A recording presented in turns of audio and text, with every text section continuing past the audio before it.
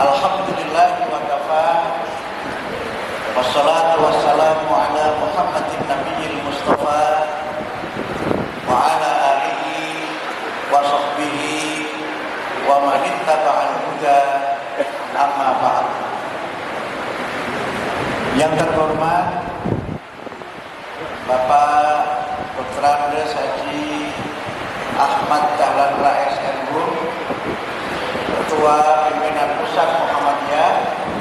Beliau senior dan mentor saya baik di Muhammadiyah maupun di Perkaderan Muhammadiyah.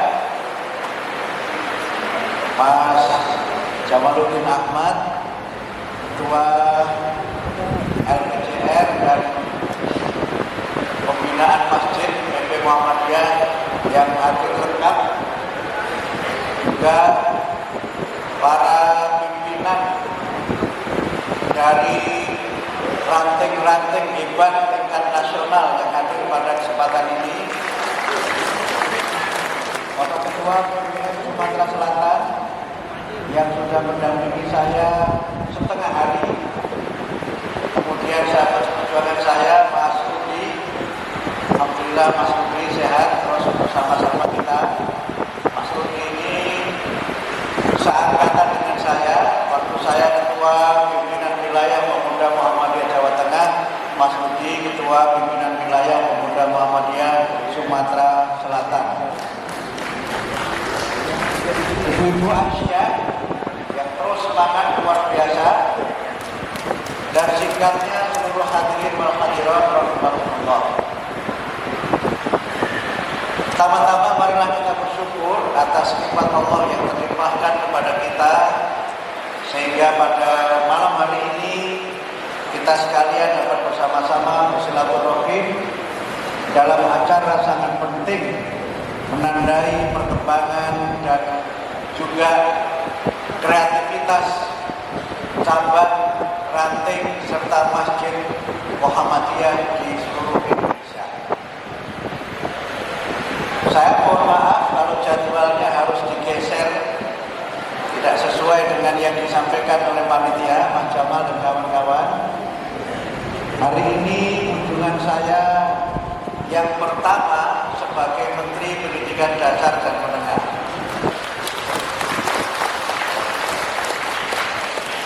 Tadi pagi saya meluncurkan program Bulan Guru Nasional tahun 2024, dan saya memilih Sumatera Selatan.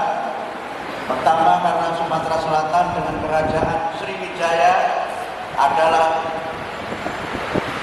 wilayah yang menjadi bagian penting dalam sejarah bangsa Indonesia.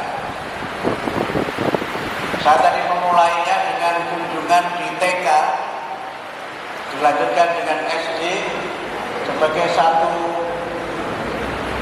pernyataan bagaimana kita berusaha meningkatkan kualitas pendidikan nasional, dimulai dari pendidikan tingkat dasar. Dan saya memilih ke sini juga alasan yang lainnya karena biar sekalian menghadiri acara LPJR.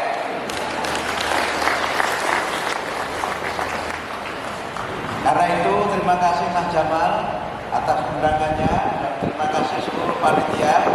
Saya lihat yang paling bisa itu Mas Jamet, masih tanya berkali-kali karena memang di antara satu hal yang sekarang saya harus adaptasi kalau menyusun acara termasuk di Muhammadiyah adalah kalau tiba-tiba dipanggil presiden.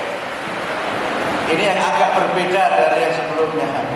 Jadi saya masih agak jet lag selama 10 hari ini, masih adaptasi, dan yang sering terlupakan adalah memasang pin. Paling sering lupa, padahal katanya harus selalu dipakai supaya dapat gaji.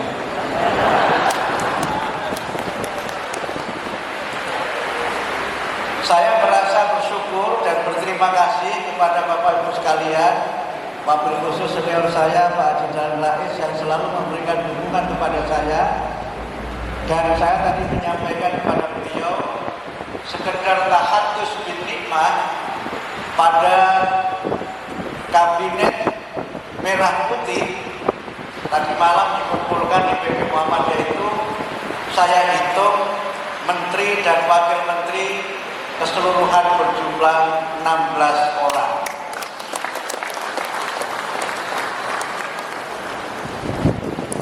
Tapi menterinya juga sama wakil menterinya 150-an. Di menteri selain ada saya, itu ada Mas Raja Juli Antoni, Menteri Kehutanan, kemudian ada Pak Zulkifli Hasan, kemudian ada Pak Yusril Ijya Mahendra, dan ada lagi yang juga menteri yang beririsan dengan kita dengan Muhammadiyah dari Mas Menteri Desa, Mas Yanti. Kemudian yang lainnya wakil menteri dan Kementerian Pendidikan Dasar dan Menengah, wakil saya Mas Dr. Fajar Reza Rohan dan Bapak Profesor Latiful Hayat. Profesor Atif ini dari Persis, dan kebetulan kami ukurannya sejajar, sehingga waktu kenalan dengan para pejabat kementerian saya sampaikan kami ini triliunions.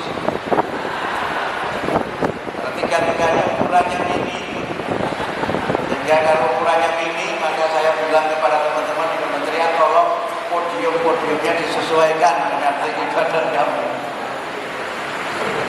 Jadi kalau ada ungkapan atau pepatah dalam bahasa Melayu, duduk sama rendah, berdiri sama tinggi, kalau saya berlaku duduk sama rendah, berdiri tetap rendah. Bapak Ibu sekalian, saya ingin menyampaikan beberapa hal yang berkait dengan tema. Temanya apa, Mas Jamal?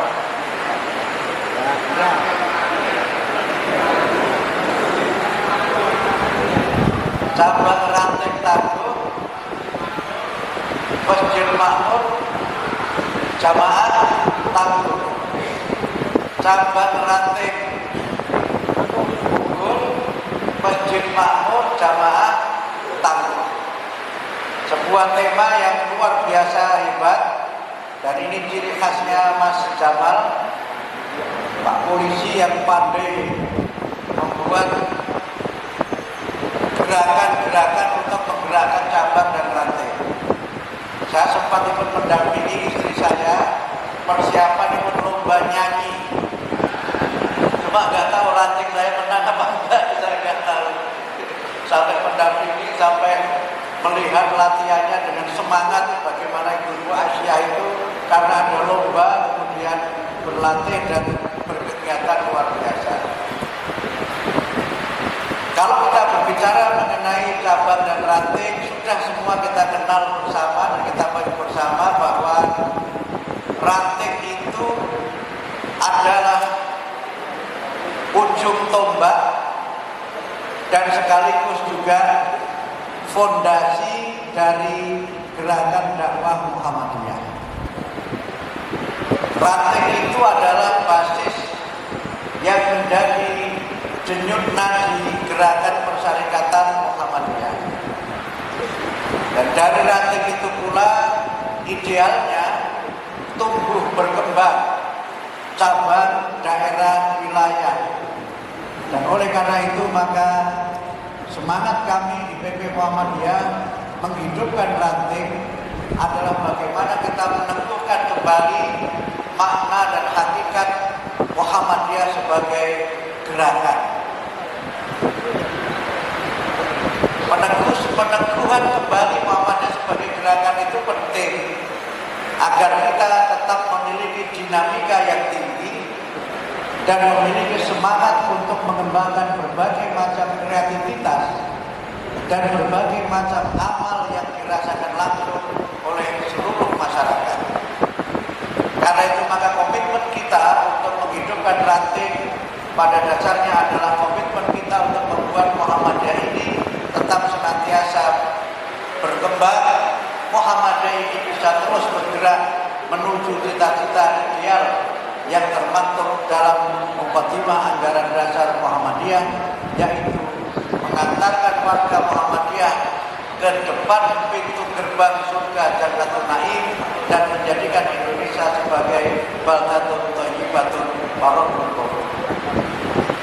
Kami ingin menyampaikan beberapa hal yang terkait dengan bagaimana sinergi yang mungkin bisa kita kembangkan antara pendidikan dasar menengah dengan ranting dan cabang Muhammadiyah dan Aisyah serta masjid-masjid Muhammadiyah.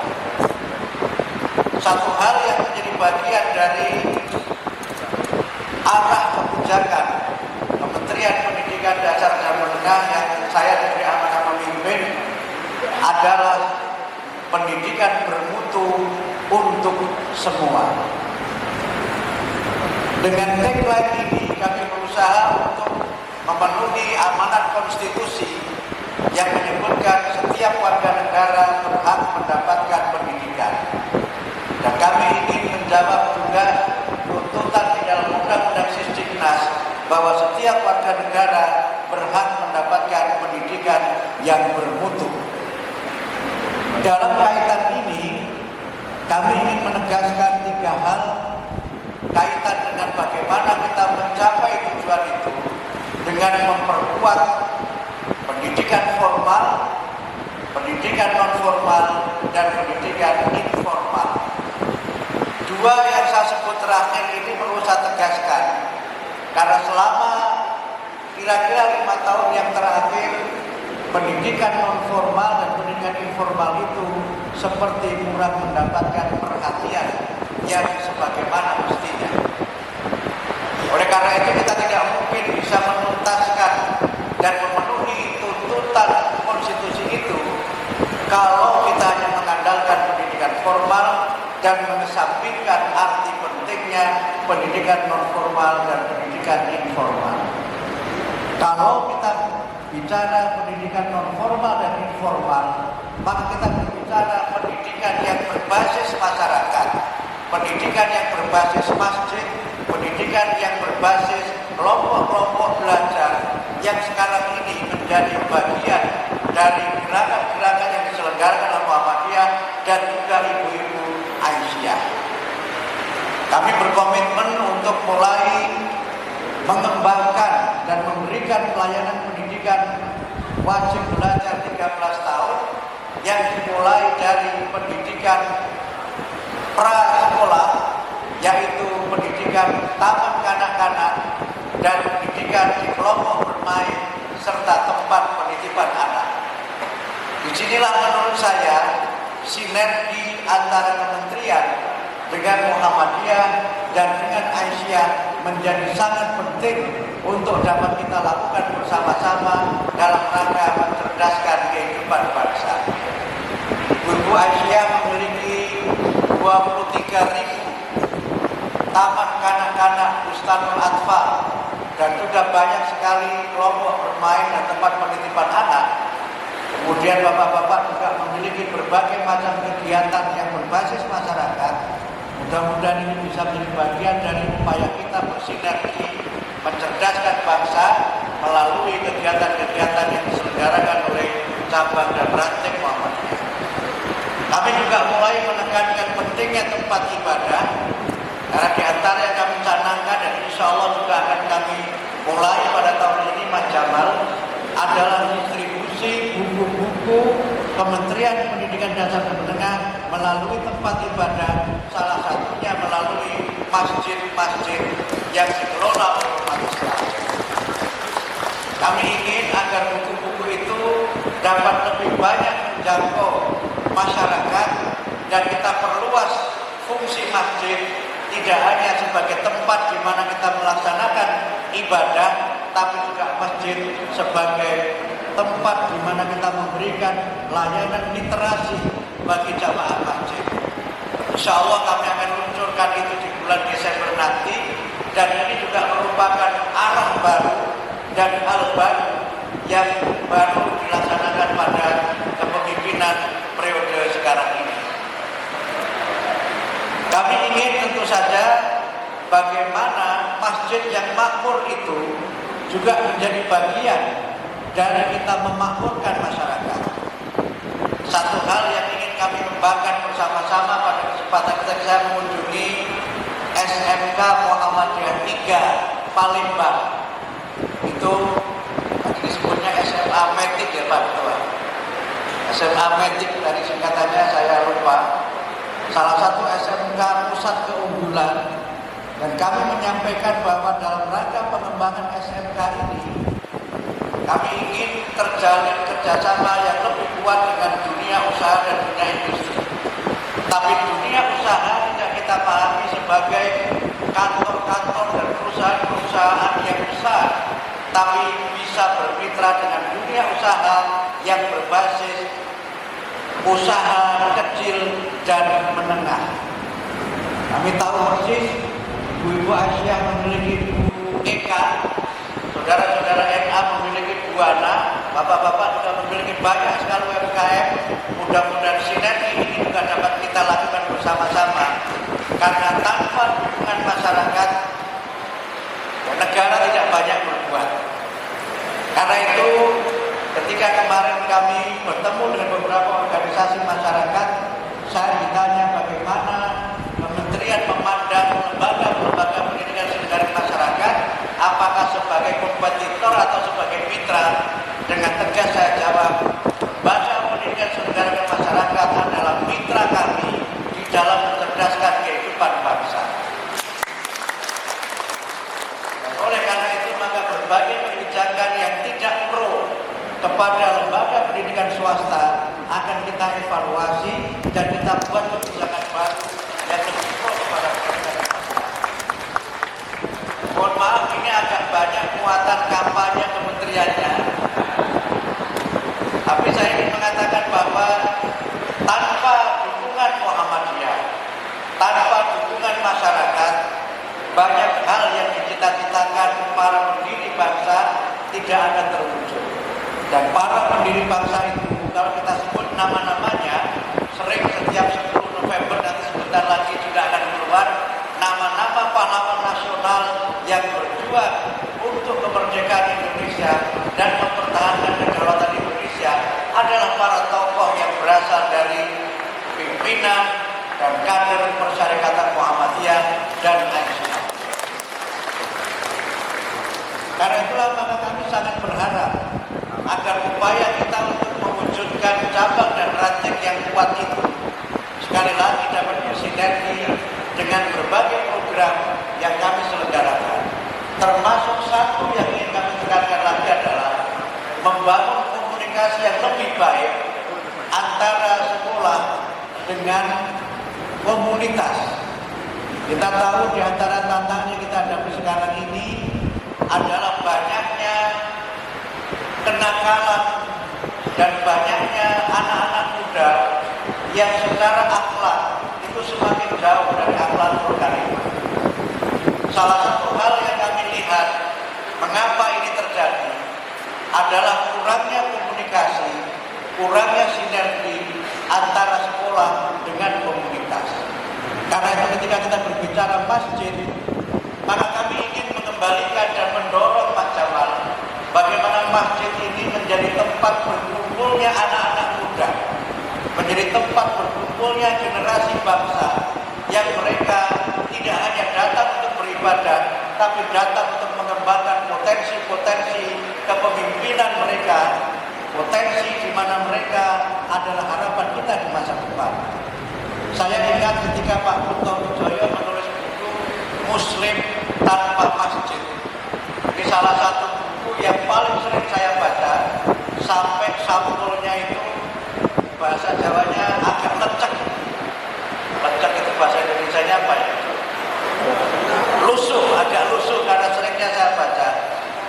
Pak Kunto menyebut adanya generasi baru Muslim yang mereka ini mengalami segregasi antara satu dengan yang lain. Segregasi itu terjadi karena mereka ini tidak banyak berinteraksi antara satu dengan yang lainnya. Mereka tetap belajar agama, tetapi belajar agamanya melalui guru-guru agama privat. Mereka belajar agama seorang diri dengan guru privatnya dan tidak belajar bersama dengan teman-teman sebaya di tempat di mana mereka tinggal di kampung halamannya. Mereka tetap memiliki komitmen keislaman, tetapi kurang memiliki komitmen keumatan.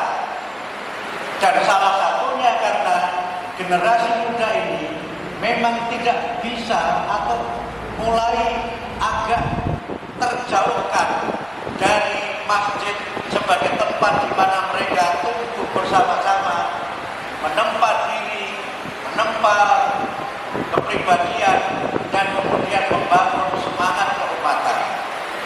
Karena itulah maka kalau kita berbicara memakmurkan masjid, tantangan kita adalah bagaimana membawa generasi muda ini kembali dekat dengan masjid. Sekarang ini potret masjid itu kan potret orang-orang tua, potret orang-orang yang memang mayoritas berusia senior. Saat itu menggunakan istilah senior daripada tua. Kalau senior itu usianya sudah di atas 60 tapi masih tetap energik, masih memiliki dedikasi yang tinggi, pengalaman kerja yang luar biasa, jaringan yang luas, dan mereka kadang-kadang, mohon maaf, semangatnya lebih tinggi dari yang secara usia itu masih relatif muda.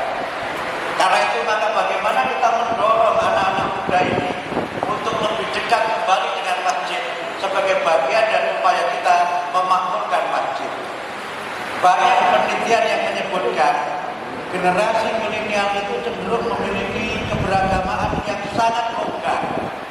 Bahkan tidak sekedar longgar, mereka kadang-kadang menganggap agama tidak lagi menjadi pranata dan tuntunan hidup yang penting yang memandu kehidupan mereka. Menurut saya, bagaimana membawa kembali generasi muda ke masjid, bagaimana menjadikan masjid sebagai basis membangun kekuatan umat, inilah yang menurut saya menjadi bagian penting dari kita memakmurkan masjid. Dan inilah arti penting LPCR sebagai basis kita menghidupkan kembali gerakan jamaah dan gerakan dakwah jamaah.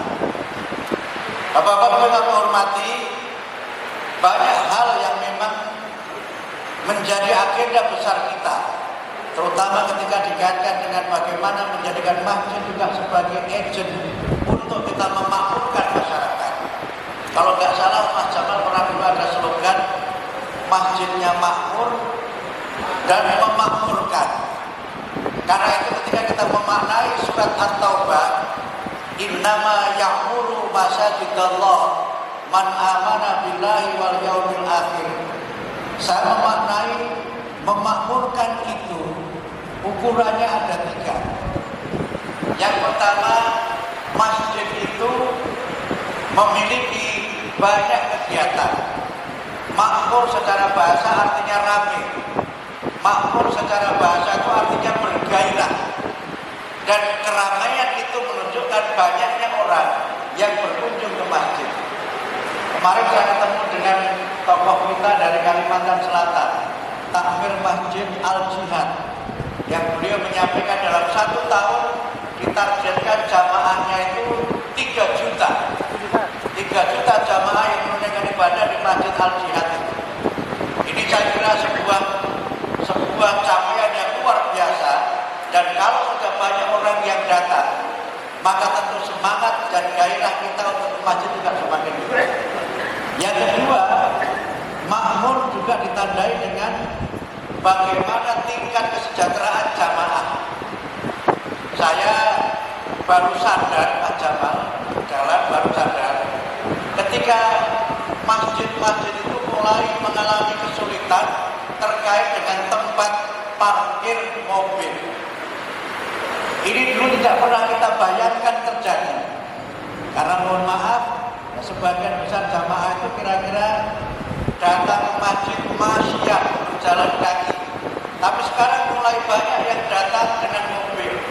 Dan mobilnya itu bukan mobil Al-Fatihah, tapi mobil Al-Fat. Kalau mobil Al-Fatihah itu mobil yang harus banyak doanya. Gitu. Kalau ada polisi tidur itu guncangannya tinggi. Gitu. Dan saya ingat betul ketika Pak Dalan bersama saya di PWM Jawa Tengah, beliau menyampaikan, Mas Murti, bedanya mobil bagus dan tidak mobil bagus itu kalau perjalanan jauh, kata beliau. Kalau perjalanan jauh kok mobilnya bagus, itu masih seger. Tapi kalau mobilnya tidak bagus, turun dari mobil itu kira-kira kumel. Ya, masa aku memberi pengajian kelihatannya kumel.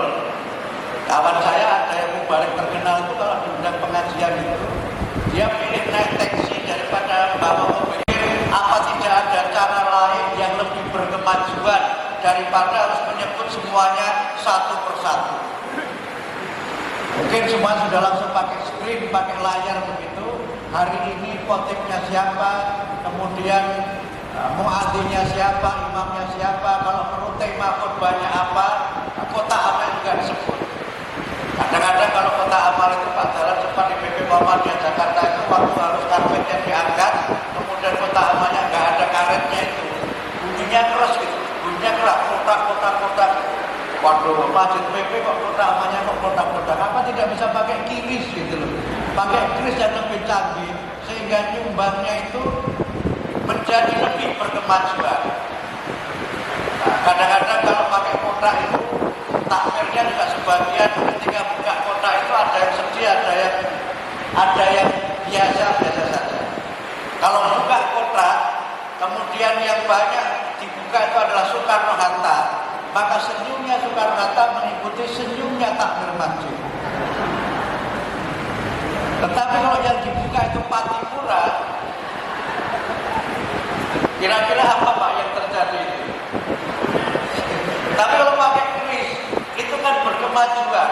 Sehingga masjid kita itu menggambarkan bagaimana teknologi yang tinggi itu juga menjadi bagian dari performan di masjid-masjid yang dikelola oleh Muhammadiyah. Ini belum lagi nanti masjid yang ramah lingkungan, masjid yang juga ramah dengan masyarakat, masjid yang ramah dengan difabel. Karena saya masih memperhatikan juga belum banyak masjid-masjid kita yang menyediakan kursi untuk jamaah yang tidak bisa lagi sholat dengan berdiri.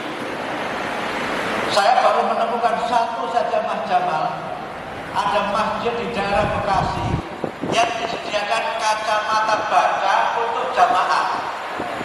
Itu menarik masjid ini. Jadi di masjid itu disediakan Al-Quran, disediakan buku bacaan plus kacamata baca untuk jamaah yang kesulitan membaca Al-Quran dengan mungkin font yang tidak bisa lagi dibaca dengan mata yang sudah terbatas kemampuan membatanya itu. Saya membayangkan kemajuan masjid bisa dilihat dari situ, dan kemakmuran masjid bisa digerakkan dengan berbagai macam kegiatan yang kita sudah selama menyebut dengan masjid corporation. Karena itu maka ya'muru masajidallah menurut saya adalah masjid yang makmur karena jamaahnya juga makmur.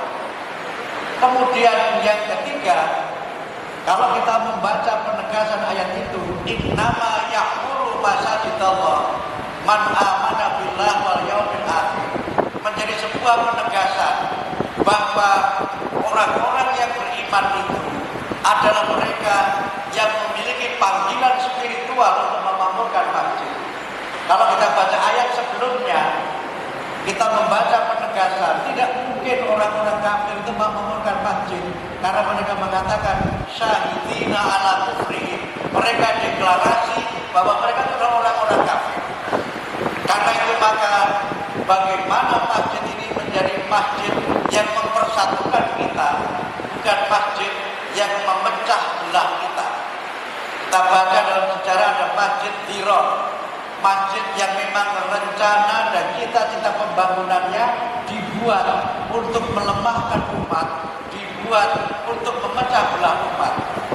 Sehingga kemudian ada penegasan bahwa masjid yang usisa ala taqwa, yang fondasinya takwa, walaupun bangunannya mungkin tidak megah dan gagah perkasa, adalah masjid yang lebih bermakna bagi umat karena ikatan persatuan yang dibangun di masjid itu. Inilah Bapak Ibu sekalian yang menjadi bagian penting dari agenda kita, memakmurkan masjid, kemudian memakmurkan masyarakat dengan masjid sebagai senter. Dan yang terakhir Bapak Ibu sekalian, bagaimana kita juga warga Persyarikatan Muhammadiyah ini tidak hanya memakmurkan masjid kita sendiri, tapi juga masjid-masjid publik yang di situ kita berhimpun dengan umat Islam dari organisasi-organisasi Islam yang lainnya. Menurut saya ini tidak kalah pentingnya bagaimana Muhammadiyah mewarnai peribadatan. Misalnya kalau di daerah itu ada masjid Pemda, kalau di wilayah di provinsi mungkin ada masjid Pemda, di pusat mungkin ada masjid Istiqlal misalnya, atau kalau di Jakarta ada Al Azhar, yang mengisi di situ adalah juga para mubalik, para dai dan para tokoh persyarikatan Muhammadiyah. Dan ini menurut saya adalah bagian dari perluasan dakwah Muhammadiyah dan bagian dari kita mencoba untuk menyebarkan gerakan dan paham agama Muhammadiyah dalam berbagai bidang, termasuk di masjid-masjid yang penyelenggaraannya oleh komunitas secara umum. Ini memang tidak selalu mudah, tapi kita yakin potensi yang kita miliki cukup besar. Saya pernah menyampaikan ketika Kepala BP2MI yang dulu namanya BP23 itu, saya mengusulkan supaya khotib-khotibnya juga ada dari Muhammadiyah. Ketika saya diberi mandat oleh PP untuk menjadi komisaris di Kukminbank, saya minta juga khotib-khotibnya yang ceramah mengisi kajian juga ada yang dari Muhammadiyah. Kemudian juga di instansi seperti Bank Indonesia misalnya, kita juga perlu mengisi dan menyebar para dai kita juga di masjid-masjid yang memang itu menjadi ruang publik yang terbuka. Mudah-mudahan nanti di Kementerian Pendidikan Dasar dan Menengah khotibnya juga makin banyak dari Muhammadiyah. Saya didampingi oleh Pak Didi Suardi. Berdiri Pak Didi. Nah, Pak Didi Suardi ini staf khusus menteri, singkatannya SKM. Nah, beda dengan produknya Ranting Legoso yang juga punya produk SKM. Singkatannya apa itu? Susu kambing Muhammadiyah. Jadi, tapi kalau di kementerian SKM itu staf khusus menteri. Pak ini juga ketua Majelis Jidasmen dan PNF PP Muhammadiyah. Ini beliau mantan sekjen di Kementerian Pendidikan Dasar Menengah, waktu itu masih siapa Pak? Masih Pendidikan Kebudayaan. Zaman Menteri Pendidikannya Pak Muhajir Effendi dan Pak Anies Baswedan, dan beliau sudah purna. Kemudian saya minta bantu saya supaya saya tidak keliru di dalam memimpin kementerian. Karena terus terang saja saya itu masih jet lag masih jet lag, mana yang boleh, mana yang tidak boleh, mana yang saya boleh mengambil langkah dan mana yang tidak. Sehingga ketika tadi saya ke sini, saya tanya kepada protokol, boleh nggak saya di sini pakai seragam batik Muhammadiyah? Kata protokol, boleh Pak. Alhamdulillah saya pakai batik cabang dan ranting. Ini menurut saya baju dan batik kebanggaan. Dan kita tentu tidak perlu takiyah, tidak perlu menyembunyikan diri bahwa kita ini adalah Muhammadiyah. Fashhad bi annakum Muhammadiyun. Walillahil hamd.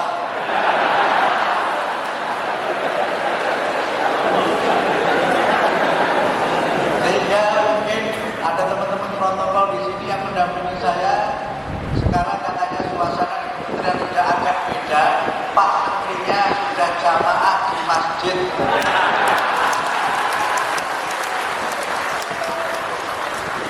Sehingga sekarang jamaahnya makin semangat. Cuma saya bilang kepada takmirnya, tolong saya jangan dijadwalkan khutbah. Karena kalau saya khutbah, kasihan khotib-khotib yang lainnya. Masa jatahnya khotib masih diambil oleh Menteri Pendidikan Dasar dan Menengah. Kalau bahasa Betawinya, jatah gua diembat juga sama Menteri. Saya ingin jadi mustami, saya ingin jadi makmum, Dan ini juga menurut saya bagian penting dari bagaimana kita memperluas dakwah yang basisnya masjid tadi berjamaah. Kira-kira kalau saya sholat berjamaah, minimal protokol saya akan ikut berjamaah. Alhamdulillah protokol saya muslim semua, dan insya Allah juga santri semua, jadi tidak perlu adaptasi untuk datang ke masjid. Kemudian yang kedua juga saya mengamalkan betul tradisi hidup sederhana di Muhammadiyah, sehingga saya kemarin habis sholat di masjid langsung makan di kantin kementerian, berbaur dengan masyarakat yang katanya belum pernah ada menteri yang makan di kantin Kementerian Pendidikan dan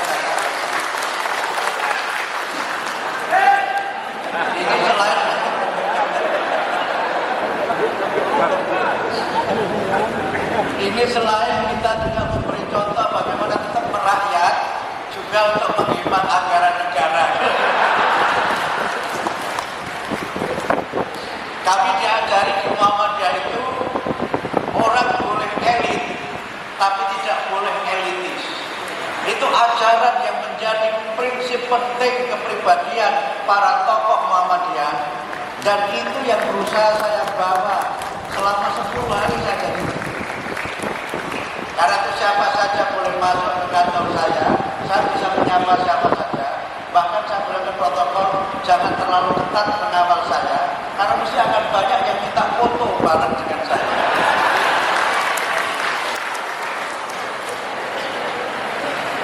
Pemimpin itu harus dekat dengan rakyat, dan itu juga pelajaran dari Kiai Ahmad Dahlan. Kalau saya baca bukunya Kiai Suja tentang Kiai Ahmad Dahlan, judul aslinya itu Muhammadiyah dan para pendirinya.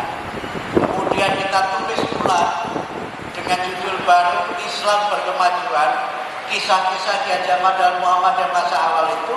Kita mengetahui dari situ Kiai Ahmad Dahlan itu bergaul dengan para ningrat Jawa, bergaul dengan elit-elit Jawa, tetapi beliau juga bergaul dengan masyarakat bawah, bahkan bergaul dengan masyarakat yang waktu itu dianggap sebagai kelompok sosialis. Karena itu maka upaya kita untuk memperkuat cabang ranting ini, belajar dari pengalaman Kiai Ahmad Dahlan itu adalah bagaimana kita membangun inklusivitas dalam pergaulan. Sehingga karena itu maka kami mohon dukungan dan doa restu serta kritik Bapak Ibu sekalian untuk saya bisa melaksanakan amanah dan membawa misi serta kepribadian persyarikatan di Kementerian Pendidikan Dasar dan Menengah. Kemarin saya sempat ada diskusi Pak Dahlan untuk singkatan itu. Kementerian Pendidikan Dasar Menengah itu kok agak sulit kalau disingkat, karena bunyinya Kemendikdasmen. Saya sempat ada pikiran bagaimana kalau singkatannya Kementerian PDM.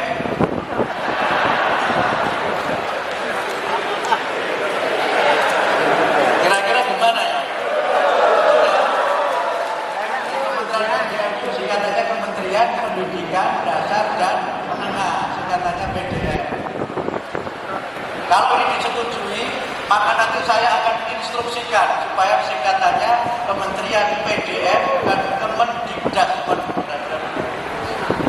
Cuma jangan ada yang tanya PDM mana Mas Menteri ya, jangan ada yang tanya begitu. Oleh karena itu kembali lagi kepada cabang dan ranting dan masjid, kita ingin memperkuat pendidikan di sini.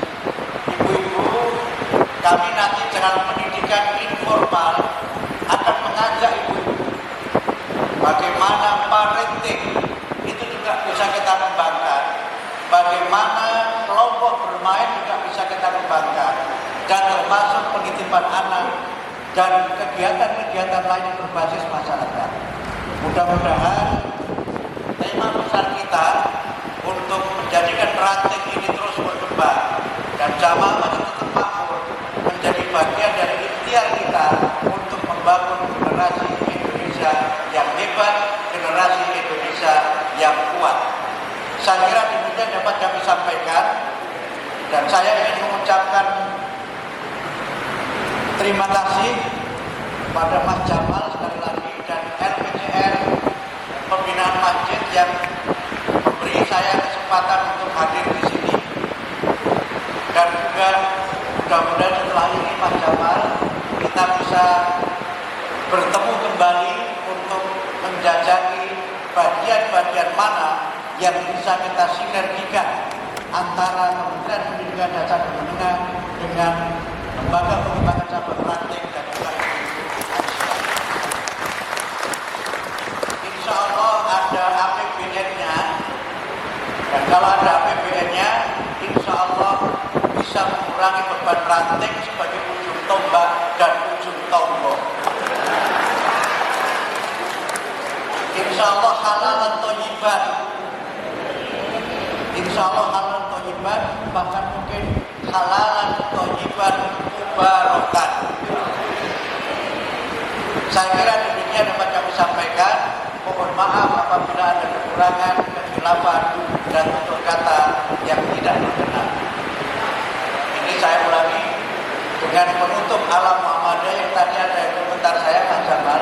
Ketika saya melonsing hari ini, saya akan menutup dengan nasrun minallah wa fathun qarib wa basyiril mu'minin.